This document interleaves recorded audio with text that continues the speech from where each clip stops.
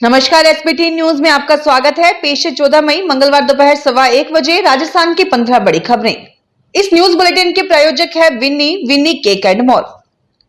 सबसे पहले एक नजर डालते हैं आज की हेडलाइंस पर। मोदी ने तीसरी बार वाराणसी से नामांकन दाखिल किया। इंडियन मेडिकल एसोसिएशन पर भड़का सुप्रीम कोर्ट, कहा माफी क्यों नहीं मांगी। राजस्थान में फिर इन्वेस्टमेंट समिट की तैयारियां। राजस्थान के सभी अभयारण्यों में प्लास्टिक की बोतल पर रोक। श्याम रंगीला को नहीं मिल रहा नामांकन फॉर्म, चुनाव आयोग को लिखा पत्र। और अब खबरें विस्तार से सुनिए। प्रधानमंत्री नरेंद्र मोदी ने तीसरी बार वाराणसी से नामांकन दाखिल कर दिया है। पीएम सुबह 9:30 बजे दशाश्वमेध घाट पहुंचे, जहां उन्होंने 20 मिनट गंगा पूजन किया। इसके बाद आरती कर क्रूज से नमो घाट पहुंचे। पीएम ने काशी के कोतवाल कहे जाने वाले काल भैरव मंदिर में दर्शन पूजन किया। पीएम के नामांकन में शामिल होने के लिए महाराष्ट्र के CM Eknath Shinde, deputy CM Devendra Fadnavis, लोजपा प्रमुख चिराग पासवान, आंध्र प्रदेश के पूर्व सीएम चंद्रबाबू नायडू और रालोद प्रमुख जयंत चौधरी पहुंचे। दक्षिण के सुपरस्टार पवन कल्याण भी वाराणसी पहुंचे। पतंजलि आयुर्वेद के बाद अब सुप्रीम कोर्ट ने इंडियन मेडिकल एसोसिएशन को भी फटकार लगाई है। आईएमए चीफ के इंटरव्यू को लेकर कोर्ट ने कहा है कि इस बात से वे बिल्कुल खुश नहीं है और इतनी आसानी से माफी नहीं दी जा सकती। इधर अदालत ने पतंजलि से जुड़े मामले में योग गुरु बाबा रामदेव और आचार्य बालकृष्ण को व्यक्तिगत रूप से कोर्ट में पेश होने से छूट दे दी है।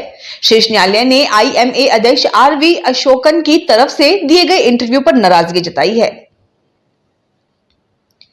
राजस्थान में औद्योगिक निवेश बढ़ाने के लिए फिर इन्वेस्टमेंट समिट होगी। राज्य सरकार के निर्देश पर ब्यूरो ऑफ इन्वेस्टमेंट प्रमोशन ने तैयारी शुरू कर दी है। संभवतः दिसंबर के पहले पखवाड़े में राजधानी जयपुर में बड़े स्तर पर आयोजन होगा। इसके लिए देश की नामी औद्योगिक कंपनियों के साथ मल्टीनेशनल कंपनियों की लिस्टिंग की जा रही है। राजस्थान के वन विभाग ने पर्यावरण सुरक्षा को ध्यान में रखते हुए प्रदेश के सभी नेशनल पार्क, अभयारण्य और टाइगर रिजर्व में प्लास्टिक के इस्तेमाल पर रोक लगा दी है। केवलादेव राष्ट्रीय उद्यान समेत प्रदेश के सभी अभयारण्यों में आने वाले पर्यटक अब अपने साथ प्लास्टिक की बोतल, प्लास्टिक कैरी बैग नहीं ले जा सकेंगे। उत्तर प्रदेश की वाराणसी लोकसभा सीट से प्रधानमंत्री नरेंद्र मोदी के खिलाफ चुनाव लड़ने का ऐलान करने वाले कॉमेडियन श्याम रंगीला को नामांकन फॉर्म नहीं मिल पा रहा है।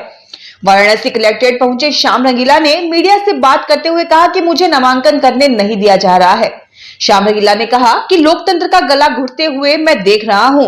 पहले ये चुनाव अधिकारी प्रस्तावक मांग रहे थे, मैंने आज सारी प्रक्रिया पूरी कर ली, लेकिन वह किसी को अंदर ही नहीं जाने दे रहे हैं। मैं दावे से कह सकता हूं कि पीएम मोदी को निर्विरोध जिताने के लिए ये सब किया जा रहा है। मैंने कहा कि मैं पर्चा वापस नहीं लूंगा, इसलिए मुझे पर्चा भरने ही नहीं दिया जा रहा है।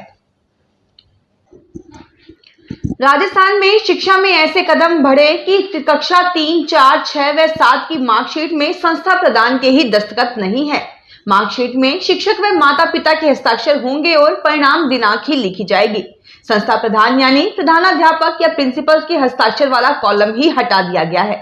इससे पहले मार्कशीट में संस्था प्रधान के हस्ताक्षर का कॉलम था, जबकि 5वीं, 8वीं, 10वीं और 12वीं बोर्ड परीक्षा की अंक तालिकाओं को भी स्कूल के संस्था प्रधान से प्रमाणित किया जाता है। इसके बाद ही वे मान्य होती है और उन्हें विद्यार्थियों को वितरित की जाती है। नौतपा 25 मई से प्रारंभ होगा, लेकिन अगले 3 दिन मौसम खूब तपाएगा, क्योंकि समुद्री नमी कम होती जा रही है। इसकी वजह पश्चिमी विक्षोभ उत्तर भारत से पूर्वी भारत की तरफ शिफ्ट हो रहा है। इससे समुद्री नमी में कमी आई है। मौसम विभाग के अनुसार अगले 3 दिन तक पारा बढ़ेगा। वहीं 17 मई से नया पश्चिमी विक्षोभ सक्रिय हो रहा है, जिसके असर से 19 मई से मौसम बदलेगा, यानी बादल छाएंगे। मौसम केंद्र के निदेशक राधेश्याम शर्मा ने बताया कि राज्य में 15 से पश्चिमी जिलों में गर्मी तेज होगी और तापमान में 2 डिग्री सेल्सियस तक की बढ़ोतरी होने की संभावना है। कुछ जगह हीट वेव चलने की संभावना है। अगले 3 दिन तक मौसम शुष्क रहेगा, इससे तापमान बढ़ेगा। राजस्थान में किसी भी पार्टी की सरकार रही हो, लेकिन पिछले 5 साल में जनता के कामों के लिए दफ्तरों में औसतन 3.5 से 4 दिन ही मिल पाए हैं। लीप ईयर मिलाकर 1826 में से सिर्फ 961 दिन ऑफिसों में काम पूरी तरह हो पाए हैं।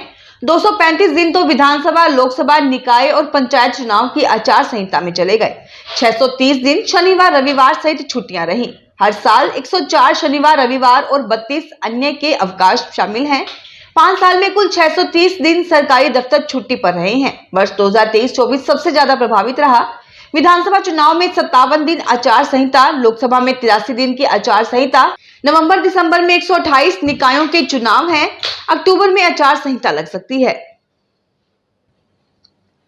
पंजाब में श्री आनंदपुर साहिब में लोकसभा चुनाव को लेकर पार्टियों में चल रही जंग में नया मोड़ आ गया है। साल 2022 के विधानसभा चुनाव में खरड़ से टिकट न मिलने से नाराज होकर कांग्रेस को अलविदा कहकर आम आदमी पार्टी में शामिल हुए पूर्व मंत्री जगमोहन सिंह कंग व उनके बेटे यादविंदर सिंह कंग ने अब आप छोड़कर कांग्रेस में घर वापसी की है। उन्हें दिल्ली में पार्टी के राष्ट्रीय प्रधान मल्लिकार्जुन खड़गे ने कांग्रेस ज्वाइन करवाई। इस मौके पर पार्टी के पंजाब प्रभारी देवेंद्र यादव भी हाजिर रहे। इसे आपके लिए झटका समझा जा रहा है। राजस्थान के नए प्रधान मुख्य वन संरक्षक और वन बाल प्रमुख यानी पीसीसीएफ हाफ के लिए आज सचिवालय में स्क्रीनिंग कमेटी की बैठक होने जा रही है। मुख्य सचिव सुधांश पंत की अध्यक्षता में होने वाली इस बैठक में केंद्र के प्रतिनिधि के तौर पर गुजरात के पीसीसीएफ हाफ यूडी सिंह, वन एवं पर्यावरण विभाग की अतिरिक्त मुख्य सचिव अर्पणा अरोड़ा और वर्तमान हाफ मुनीश गर्ग शामिल होंगे।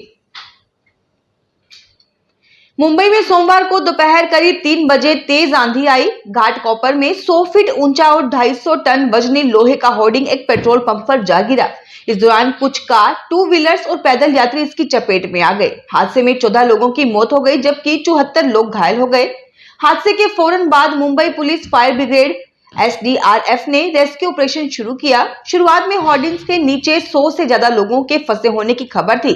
धीरे धीरे लोगों को निकाला जा रहा था। इसके बाद एनडीआरएफ ने भी मोर्चा संभाल लिया। मुख्यमंत्री एकनाथ शिंदे भी शाम को हादसे का जायजा लेने पहुंचे थे। राजस्थान में पिछले 2-3 दिन से चल रहा आंधी बारिश का दौर आज थम जाएगा। इसके कारण एक बार फिर से राज्य में गर्मी के तेवर तेज होने लगेंगे। खासकर पश्चिमी राजस्थान के बाड़मेर, जैसलमेर, फलोदी के एरिया में आज से हीट वेव चलेगी। इसके साथ यहां का तापमान अगले 48 से 72 घंटे के दौरान 2 से 3 डिग्री सेल्सियस तक बढ़ जाएगा। हालांकि दक्षिण राजस्थान के शहरों में 15 मई तक आंधी बारिश होने की संभावना है।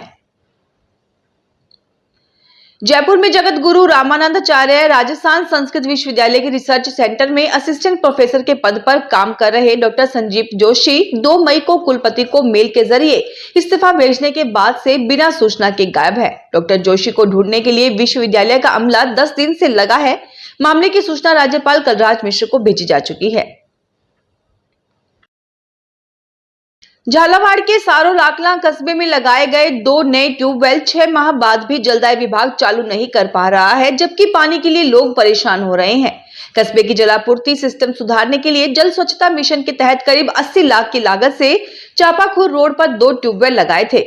साथ ही कस्बे की समस्याग्रस्त पाइपलाइन बदली जानी थी। भरतपुर में डमी कैंडिडेट के रूप में नीट एग्जाम देते पकड़े गए जेएलएन मेडिकल कॉलेज अजमेर के दोनों एमबीबीएस स्टूडेंट अभिषेक जिंदल और रविकांत मीना को अनुशासनात्मक कमेटी ने सस्पेंड कर दिया। सस्पेंड किए जाने की सूचना आरयूएचएस भी भिजवा दी गई है। इनमें से रविकांत पहले ही 3 साल के लिए डिबार हो चुका है। वहीं डमी कैंडिडेट बना अभिषेक दिसंबर में होने वाली वार्षिक परीक्षा में बैठेगा या नहीं, इसे लेकर निर्णय आरयूएचएस को करना है। इस बारे में सूचना मेडिकल कॉलेज प्रशासन ने जयपुर भेज दी है।